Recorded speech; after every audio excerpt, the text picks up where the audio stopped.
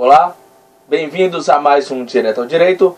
Meu nome é Leandro Lopes Pontes, paraense, e hoje eu estou aqui para falar sobre o novo Código de Processo Civil. Na verdade, é o início de uma série acerca do novo CPC. Né? O tema de hoje, que eu vou tratar nesses breves minutos, ele é interessantíssimo e ele é fundamental. Para mim, acho que ele é a maior revolução no novo Código, especialmente na área, digamos, metajurídica. Se trata do artigo 190 do CPC, do novo CPC, que trata do que nós chamamos de negócio jurídico processual.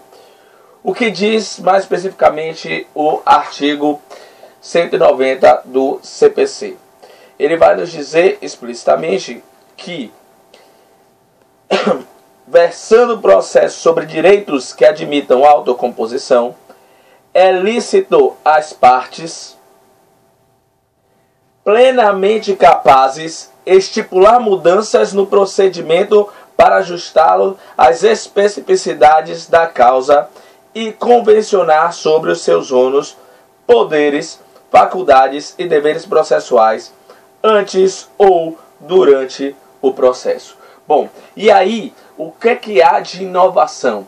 A partir de agora, na verdade, é óbvio que a doutrina e os técnicos não gostam muito da expressão e da ideia de se dizer que se incorporou a lógica da arbitragem dentro do CPC ou no processo judicial. Mas na prática é um pouco isso que aconteceu, com alguns limites adicionais. Pois bem, é importante ressaltar que esse negócio processual, essa definição pode ser feita conforme previsão do próprio Código antes ou durante o processo. E aí está um grande perigo.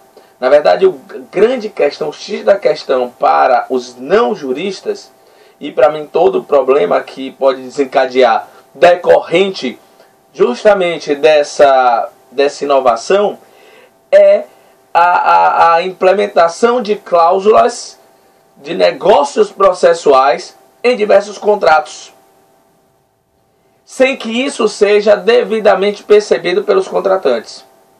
Tá? Bom, claro, a título de introdução, muito brevemente, porque esse vídeo será bastante curto, de 6 minutos, 7 minutos no máximo. O que acontece é, óbvio que existem alguns limites, claro. Primeiro, como arbitragem também, só podem partes capazes e causas que versem sobre direito plenamente disponível, patrimonial disponível. Bom, é claro que aí só pode parte capaz. Parte incapaz sequer assistida ou representada, vamos lembrar, porque mesmo que a sua capacidade seja integrada, o incapaz tem seu patrimônio indisponível. Pronto. Bom, e aí, óbvio também que o objeto precisa ser lícito, e aí é claro que a jurisprudência vai se incumbir de dizer quais são os limites do negócio processual. Tá? Obviamente a gente vai estabelecer alguns critérios básicos, como, por exemplo, a impossibilidade de afastamento do Poder Judiciário, não é? A não ser que se for para arbitragem, mas aí já não seria negócio processual. Não se pode, por exemplo, imaginar que abdicar completamente do contraditório, pode-se diminuir, pode-se modificar a questão de prazos, etc. Mas algumas questões, obviamente, especialmente que são matéria de ordem pública dentro do processo, não poderão ser mexidas, porque aí, obviamente, já haveria um problema de ilicitude do objeto. Mas o que me incomoda de fato é que está se pensando muito que haveria um controle e uma garantia em relação ao negócio processual, através do seu parágrafo único, que dispõe, na verdade, basicamente, que em casos de nulidade, em caso de vício, né, com a falta de qualquer requisito necessário para a implementação de um negócio jurídico, bem como a existência, a verificação de uma vulnerabilidade patente, ou a inserção disso numa cláusula de adesão, quando então a vulnerabilidade é presumida, permitirão que o juiz, até de ofício, controle a validade dessa convenção processual e, portanto, impeça não admita essa negociação processual, declare nula, tá? Dispõe especificamente o parágrafo único. De ofício a requerimento, o juiz controlará a validade das convenções previstas neste artigo, recusando-lhes a aplicação somente nos casos de nulidade ou de inserção abusiva em contrato de adesão ou em que alguma parte se encontre em manifesta situação de vulnerabilidade. E aí está um problema gravíssimo, um temor absurdo. Por quê? Bom, particularmente, eu não acredito que essa cláusula vai vingar como as pessoas acreditam, como muita gente está dizendo que agora vai haver negócios processuais o tempo inteiro. Não. Vamos colocar os pés no chão, ok? Eu sou um entusiasta desse novo código, mas algumas coisas nós temos que reconhecer. Na área empresarial, eu tenho uma grande dificuldade, enorme dificuldade de, nos contratos sociais, inserir uma cláusula de Buyout and Release Agreement. Vejam bem, Buyout and Release Agreement, que é uma disposição acerca das consequências da dissolução parcial, indicação de método de cálculo de azienda, método de cálculo de valor de cota, etc., para evitar todo o conflito judicial. Já é uma briga, já é uma discussão enorme. E nós sabemos, né, quem atua com a arbitragem, eu particularmente também o faço, que a maioria das pessoas não delibera sobre o seu processo, né, sobre o procedimento arbitral. Eles simplesmente, no máximo, escolhem uma câmara arbitral, né, e aderem, simplesmente, sem menção expressa, né, aderem ao procedimento previsto no regimento ou no regulamento dessa câmara arbitral. E as próprias câmaras arbitrais, de modo geral, não admitem muita flexibilização no seu procedimento. Eles têm procedimentos estanques e padrões que às vezes até admitem, né? Às vezes eles têm mais de um procedimento previsto, né? Mas eles não permitem a livre pactuação no mais das vezes, tá? Claro que existem câmaras mais avançadas e tal, enfim. E aí eu fico me perguntando se isso vai vingar. Porém, a minha preocupação é, se vingar, nós temos um gravíssimo risco. Qual é o risco concreto, efetivo? Eu já verifiquei alguns autores, como Rizzo, salvo engano Daniel Assunção, e já vi alguns autores mencionando e atentando que haveria abusividade quando inserta em contrato de adesão. Mas cuidado! A lei fala em vulnerabilidade. E o pior, essa vulnerabilidade pode se dar em diversas situações e muitas vezes ela é de difícil prova. Ela é de difícil verificação em prática. E a inserção dessas cláusulas muitas vezes se dará de maneira que a pessoa não perceba a sua existência. Vou dar um exemplo básico aqui. 2 principalmente. Bom, imaginemos que num contrato qualquer, sem ser de adesão, claro, porque de adesão aí você já tem abusividade, porque é quase como uma repetição, tá, da fórmula do parágrafo 2º do artigo 4º da Lei de Arbitragem, né, 9.307 de 96. Tá? Desculpe, 97. Não, 96. Enfim, não importa. E que diz que justamente no contrato de adesão, a cláusula que te obriga a ir à arbitragem não poderá impedir o aderente de ingressar em juízo, tá, porque ele é meramente aderente. Ela só terá eficácia em face dele se ele se pronunciar e assim quiser. Então, essa cláusula inserida em contrato de adesão, no caso de arbitragem, a chamada cláusula compromissória, ela apenas vincula o proponente, não o aderente. Ponto, perfeito. Mas existem cláusulas que, e aí já é uma primeira crítica, inclusive, a essa redação. Porque o juiz poderia, de ofício, anular isso. Calma. No contrato de adesão, por que não se adota o modelo admitido na lei de arbitragem? Ou seja, o negócio jurídico não seria de preci nulo, porém ineficaz em relação ao aderente, que poderia ratificar os termos, se lhe fosse conveniente, dentro do processo. Para mim, essa solução é melhor.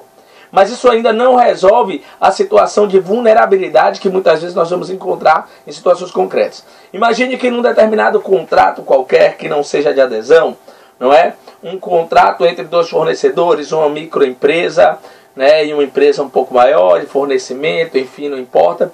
Uma delas está assistida por advogado. E aí, é muito possível se inserir dentro de um contrato que, no meio das suas cláusulas, que não será permitido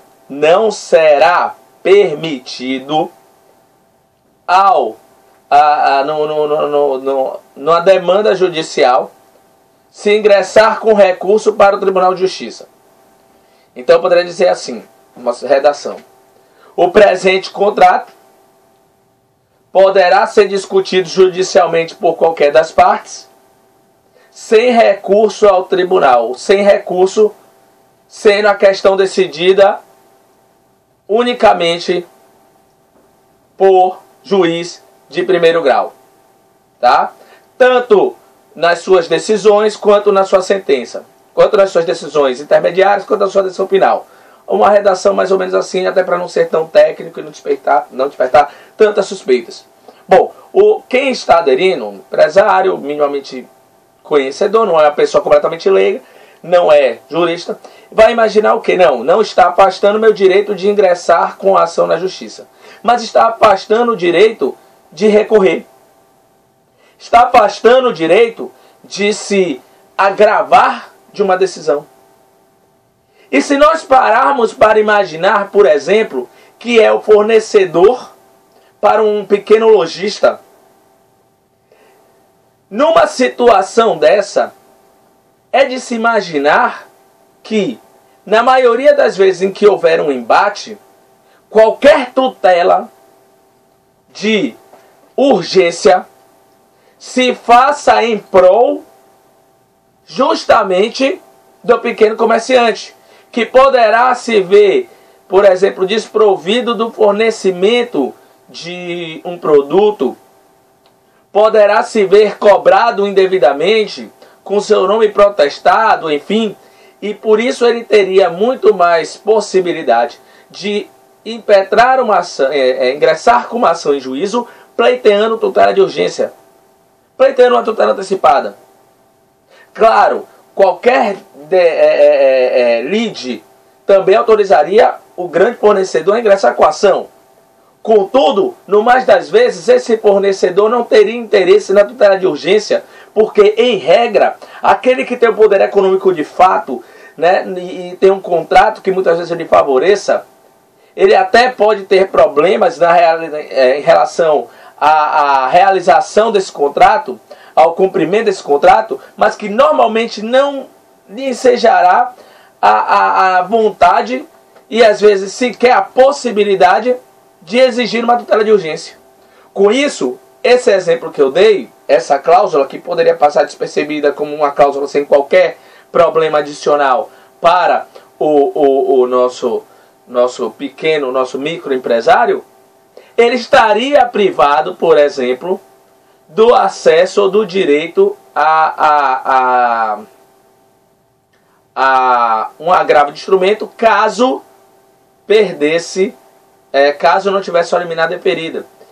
E o pior, em tese, nada impede que a tutela de urgência bem como a tutela de evidência, as tutelas antecipadas em geral, sejam vedadas antecipadamente por via contratual no negócio jurídico processual, né, incerto dentro de um contrato qualquer.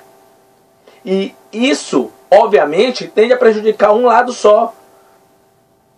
Afinal de contas, nesses tipos de contrato, é basicamente comum que apenas uma das partes, se tiver algum tipo de pretensão, tenha interesse numa tutela antecipada. A outra, até pelo porte, pela natureza do contrato, mas no mínimo pelo porte, é capaz de suportar a não realização daquele contrato, o inadimplemento daquele contrato, ou ele suspende o contrato. Ou seja, um grande fornecedor de medicamentos, de alimentos, quer que seja, enfim, né, para algum lojista, ele é capaz de sobreviver sem o lojista não é capaz de sobreviver sem ele, não é? Então, nessas situações, a urgência e a emergência é quase sempre, 99% das vezes, invocada por aquele que é a parte mais fraca. Mas nesses casos não se caracteriza uma vulnerabilidade patente. E então? Como se solucionaria isso? É uma crítica que fica e é um receio muito grande que eu tenho. Porque confesso que na qualidade de advogado é um recurso que eu posso usar em favor dos meus clientes. E nós temos que lembrar sempre que muitas vezes esses microempresários na assinatura desses contratos, na grande maioria das vezes, não estão assistidos por advogados. Né? E, infelizmente, há que se dizer que mesmo que estejam, hoje em dia, é possível que esses advogados ainda não estejam preparados ou bem advertidos sobre o negócio processual. Mas nesse caso aí, estaria em tese afastado da vulnerabilidade. Porém, sem advogado, não se afastaria a vulnerabilidade, porém também não se verificaria de logo essa vulnerabilidade. Como prová-la no caso concreto? Não haveria de se provar. A simples ausência de assistência de advogado num contrato que não demanda ele, ainda que a outra parte tenha assistência de advogado na realização do contrato, não, volto a dizer, não caracteriza a vulnerabilidade de um dos lados. Sem contar que, segundo ponto, é possível que o advogado da outra parte, ou seja, o advogado da grande empresa, não apareça no contrato. Para todos os efeitos, não se saberá com certeza se esse contrato passou pelo escritório no qual essa empresa tem advocacia de partido, ou enfim, pode ter um setor jurídico próprio.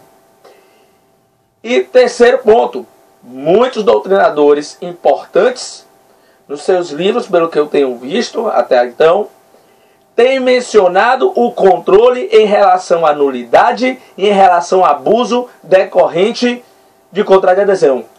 Como se a vulnerabilidade fosse daí decorrente. Mas lembre-se, a lei não diz isso. O parágrafo único diz, na hipótese de nulidade ou de inserção abusiva em contrato de adesão ou em que alguma parte se encontre e manifesta a situação de vulnerabilidade. Ou seja, quando houver inserção abusiva em duas situações. Lembrando, inclusive, que a princípio o juiz poderia averiguar que um contrato de adesão, um negócio processual incerto dentro do contrato de adesão, não é necessariamente abusivo, ainda que haja manifesta vulnerabilidade. E outra, mesmo que haja vulnerabilidade, também não haja consideração de abusividade, tá? Por parte do juiz. Mas para mim o maior problema está na questão da falta e da dificuldade de se verificar essa vulnerabilidade, tá? Porque a gente sabe que na prática, se realmente isso vier a se tornar uma prática comum, inúmeros contratos poderão conter negócios processuais desvantajosos para uma das partes que não estará assistida por advogado, embora a outra tese possa também não estar, mas tem alguma experiência a mais, e com isso haverá uma lesão patente, mas em tese decorrente da vontade de ambas as partes. Tá? Muito me preocupa isso, especialmente porque saímos de um código que admitia basicamente 3 negócios processuais, ou seja, 3 modificações por vontade das partes no processo ou no procedimento, a saber, suspensão convencional do processo, distribuição, né, das provas e distribuição convencional das provas, e a terceira hipótese é aquela que todo mundo conhece, a eleição de foro. Então hoje, você na atual sistemática, você só tem 3 possibilidades de modificar procedimento, processo, regras processuais, são essas 3. O que se está criando um novo código, e aí está se deixando, na minha opinião, inúmeras pessoas desamparadas sobre esse risco, é o negócio processual atípico. Tá? Fica a minha preocupação e, infelizmente, não vejo num horizonte próximo a possibilidade de solução disso, pelo menos nessa situação mais grave que eu citei. Vamos esperar para ver como é que a doutrina e a própria jurisprudência se comporta ao longo do tempo, já que o código só entra em vigor no ano que vem. Ok? Esperem, aguardem mais dicas, vou comentando aqui depois sempre alguns pontos para acerca do novo CPC, né, para instruir sobre as mudanças mais significativas. Então, até a próxima!